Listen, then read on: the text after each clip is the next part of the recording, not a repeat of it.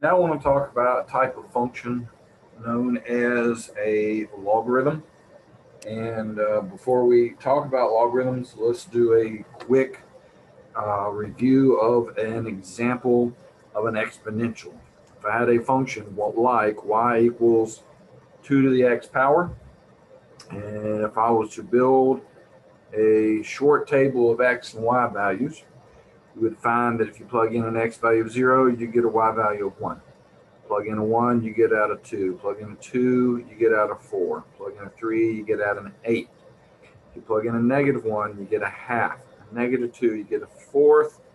-3, you get a 1/8. So there's just a quick example of a commonly used exponential. Again, 2 to the x is used a lot for examples of an exponential. Now, remember that your exponentials are one-to-one functions.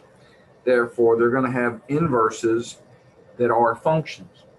Also remember that when you move from a function to its inverse, what happens is the x and the y trade places. So if this is your original function, then what would its inverse look like? Well, first of all, exchanging the x and the y, you get x equal 2 to the y. And that's what happens with the equation. And what would happen with this table would be that the 1 would go in and the 0 would come out. 2 would go in and the 1 would come out. The 4 would go in, the 2 would come out. 8 and 3, 1/2 and -1, 1/4 and -2, and 1/8 and -3.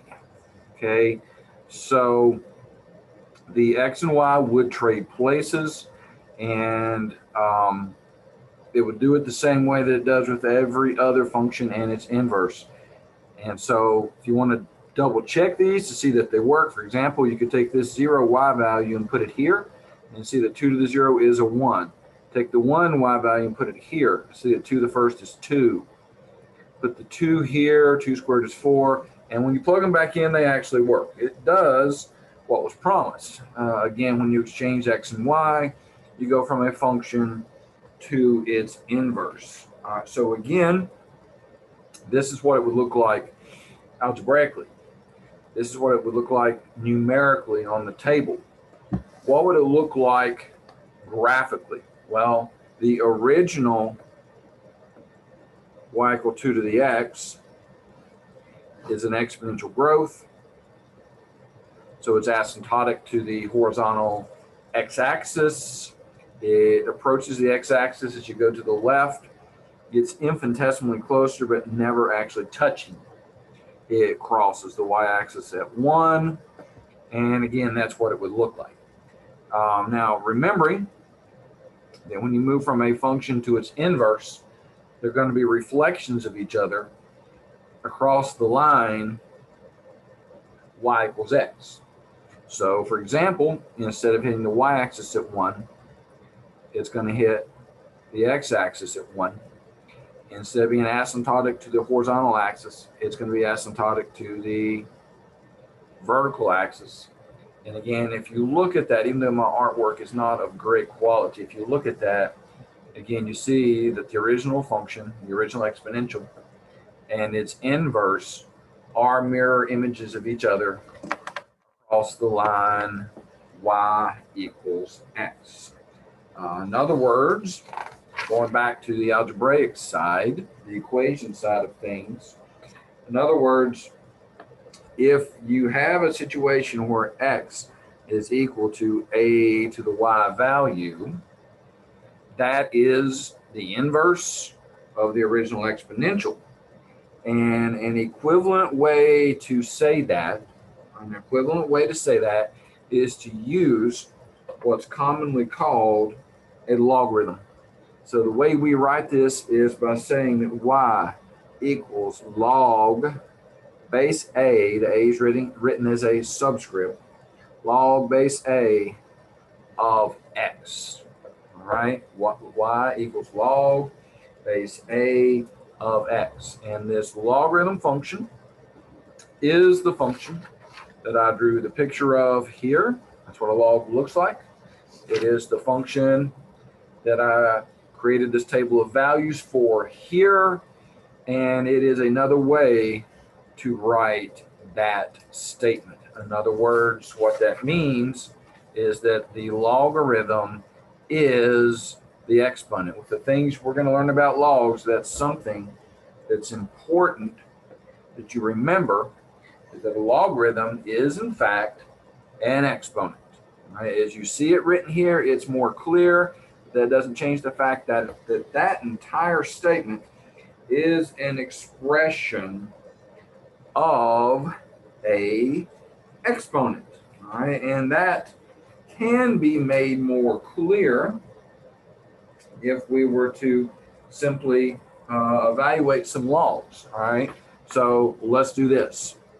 Let me write something down in exponential form, because again, that's the one that most people are more familiar with, and then we will write it, we will rewrite it in logarithmic form. So, for example, 2 to the power 4 is equal to 16.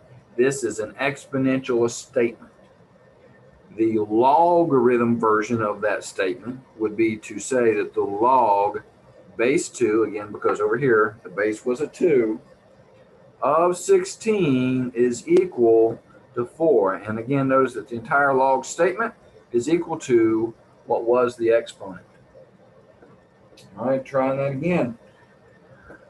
3 squared is equal to 9. That is an exponential statement. The logarithm version would be to say that the log base 3 of 9 is equal to 2. Again, these convey the same information, basically, but this does it in an exponential form. This does it in a logarithmic form.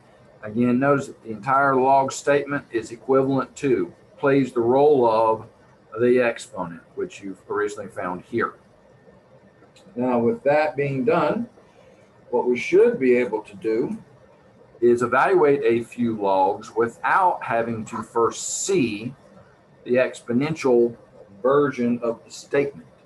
Like, for example, log base 5 of 125. What would that be? Again, remembering that this entire statement is the equivalent of the exponent, and 5 is the base, the question becomes 5 to what power is equal to 125? And if you just start taking 5 and multiplying it, 5 times 5 is 25. There's 2 of them. Times 5 one more time will give you your 125. You'll see that the exponent is a 3. Okay. Notice that when it's written in logarithmic form, something that I used to do to try and convince myself I had a correct statement, reassure myself that I'd written it properly.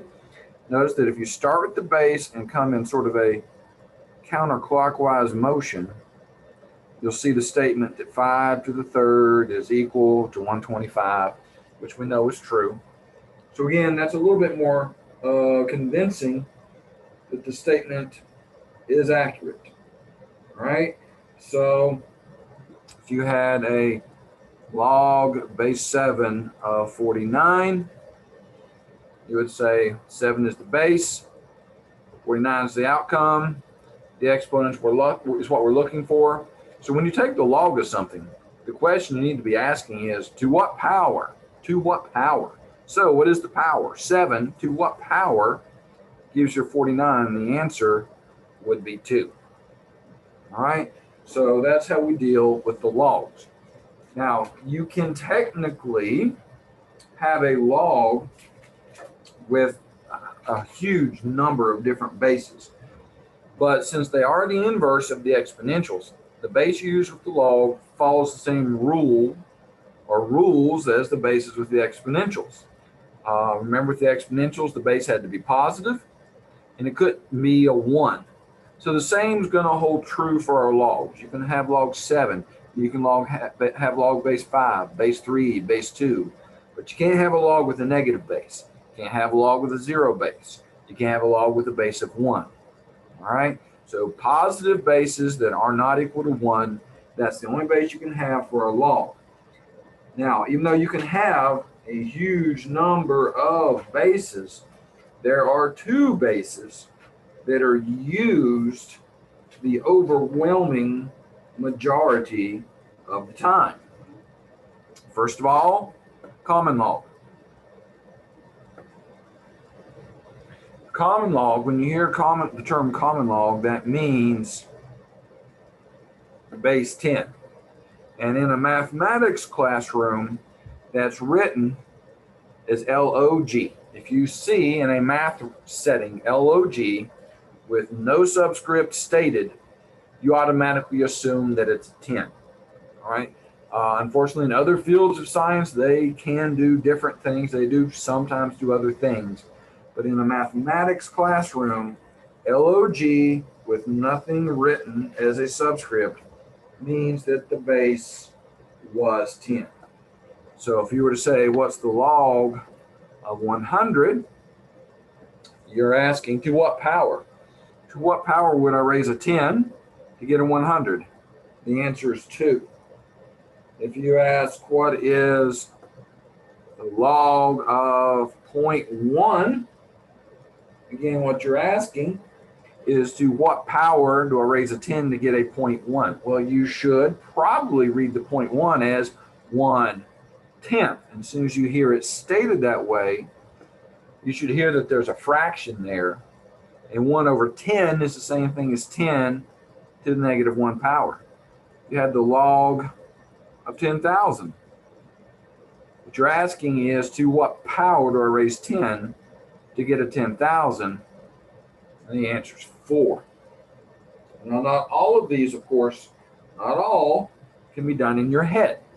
If you're wanting to know what's the log of 37, what you're being asked is, to what power would you raise a 10 to get a 37? And that's not something at least not that most people are going to typically be able to pull right out of their head. So, common log, the log base 10, has been built into your calculator. All right, it is right here on the key marked LOG. And if you want to know what's the common log of 37, you would just hit the LOG button. Type in a 37. And it would tell you that it's roughly a 1.57. You can check this, or you can come close to checking it by taking 10 and raising it to the power 1.57. Now, since I rounded off, it won't be perfect, but it's pretty close. And the more accurately you write the answer, the closer it would actually get. If you were to take 10 to the power 1.5682011724, again, putting in just more and more digits, you get closer and closer and closer to the correct number. But again, with round off error, that's what you have to expect. All right, so the common log, the log base 10, is built into your calculator. All right, now previously we found that there is a base that's commonly used with the exponentials, and that's base E. All right, E is that number that was named or discovered, or however you want to put it, by Euler, and it is 2.718281828, et cetera, et cetera, et cetera. It goes on and on and on. If you're going to use base E in your logarithm, then what you're going to call that is the natural logarithm. The natural log, again, in a mathematics classroom, is written using their notation Ln. And again, you pronounce it natural log. And don't call it the ln or something like that. It's not a word we're trying to pronounce. It's just the natural log. And again, with the natural log, a base will not be written because you will be assuming that the base is e. Most natural logs you will not be able to do just in your head because of the nature, the character of this number e. So if you want to know the natural log of 20, you're not going to do that in your mind. You're going to pull out the calculator. The natural log button is right here. So natural log 20, ln of 20, is about a 2.9957. All right. There are a few, very few, that you'll actually be able to do in your head. For example, natural log of e squared. What you're being asked is, to what power would you raise e to get e squared? And I think the answer to that question is kind of in the question. The answer would be 2. If they ask you for the natural log of square root of e, you're being asked, to what power would you raise e to get square root of e? Well, remember that roots are fractional powers, and in this case, for a square root, it would just be a 1/2. Natural log of 1. You're being asked, to what power would you raise e to get a 1? And if you recall, when you raise something to the 0 power, you get 1, which means, if we were to flash back to the common log, that would mean that the common log of 1 is also 0. That would mean any log of 1, log base a, log base anything of 1, would be 0. Okay, so there are a few that are going to be the same regardless of the base. Right? What others might work that way? Well, if you said, what's the natural log of e? You're being asked, e to what power gives you e? And the answer would be 1. If you did common log of 10, you're being asked 10 to what power would give you 10? And the answer would be 1. So some of those are a common thread that run between the different bases, not dependent upon the base. All right, so some of the skills, some of the things you'll be asked to do, just sort of going to grab some problems from the book and look at them real quickly. Besides evaluation, you'll be asked to convert a statement back and forth from a logarithmic form to an exponential, and an exponential to a log. For example, if I was to say e squared is equal to some number t, well, there it is in a exponential form. How would I write that in a logarithmic form? Well, that would mean I would write ln to mean natural log. That means the e is here without writing it. It is assumed. All right, and it would be natural log of t equaling 2. Those statements are two different versions of the same information: exponential, logarithmic. All right, anything that's exponential can be written logarithmic, and vice versa. If I was to say the log base t of q is equal to some number k, how would I write that in an exponential form? You would write it as base t to the power k is equal to whatever q is. All right, again, these two statements are equivalent, but written in different forms. These two statements give the same information, but are written in different forms. All right. Now, again, there are 2 logs on your calculator, the common and the natural, but it is possible to evaluate a log of any base using your calculator. All right, there is a formula that to do this. It's called the change of base formula. And it says log base b of m is equal to log base a of m over log base a of b. That formula, I know at face value, on the surface, seems really confusing. At least it was to me when I first saw it. But it's actually not that hard to use. It's just saying that a log of a base can be converted to a log of any other base that you want. That's what the A symbolizes here, is the base you're going to change it to, and it's going to be your choice. So what are you going to choose? You're going to choose one that's on your calculator. So if I wanted to know what is the log base 2 of 17? What you're being asked is to what power would you raise 2 to get a 17? That's another example of one that you're not going to easily do in your head, at least I can't. So let's change it to another base. What base would be preferable? Well, I would prefer one that's on my calculator, right? So since the common log is on my calculator, what this formula tells me is that I can just take the common log of 17 over the common log of 2 and get the same thing. All right, so log of 17, don't forget to close your parentheses, over log of 2 is roughly a 4.0875. All right. Now, had you not chosen common log, you could have chose natural log because it's on your calculator as well. So this is the same thing as natural log of 17 over the natural log of 2. And just to demonstrate, natural log of 17 over natural log of 2 is the same 4.0875. Okay, it's the same number exactly down to every decimal place. Not just ones I've chosen to write down, but to all decimal places. So again, what this formula allows you to do is to convert from a log of any base to any other base you choose. And the logical choices are going to be base 10, or which is your common log, or your natural log.